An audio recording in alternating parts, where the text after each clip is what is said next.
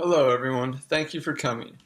We are here today to remember and celebrate the life of Steve Irwin, or better known as the Crocodile Hunter, a man who dedicated his life to helping save the lives of many animals. My name is Alec, and I have been a huge fan of Steve for many years. As a child, I grew up watching his show. He inspired me to have an interest in wildlife. He educated me along with many other people. It is an honor for me to give this eulogy today. Steve Irwin was born February 2nd, 1962, in Victoria, Australia. According to thecrocodilehunter.com, he was raised in Queensland where his parents owned a reptile and fauna park.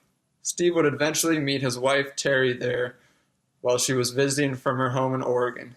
They later got engaged when she returned in 1992, and they were married a little over 10 years. His parents had also had a passion for reptiles. His father taught him how to catch crocodiles with his bare hands. Here's an example of Steve catching a live crocodile.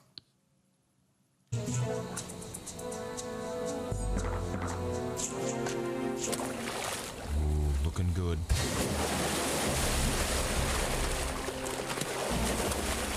She doesn't understand that we're trying to help her. She's fighting for her life. She thinks we mean to hurt her. So what I gotta do is whammo, grab her around the head and use my entire body to pin her down.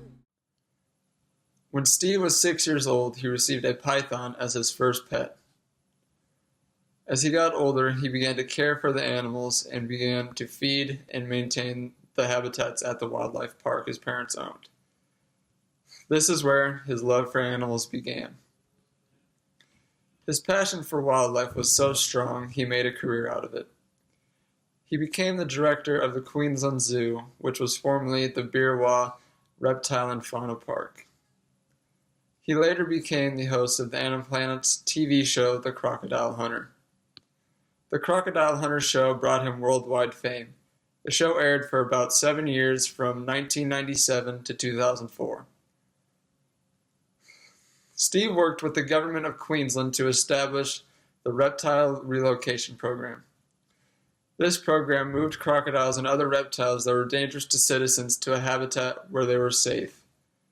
Safely catching crocodiles and other reptiles without using tranquilizers and relocating them without harm to their natural habitat.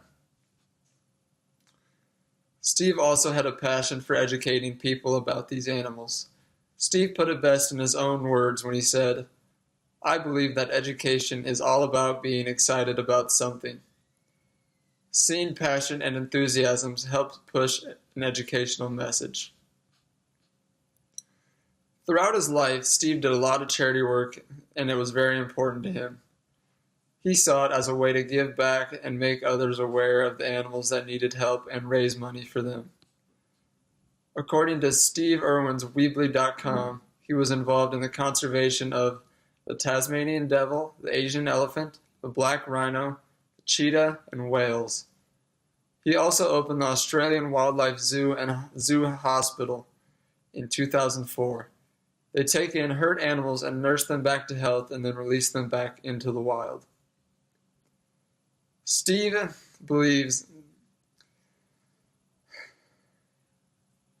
leaves behind his wife Terry, son Robert, and daughter Bandy.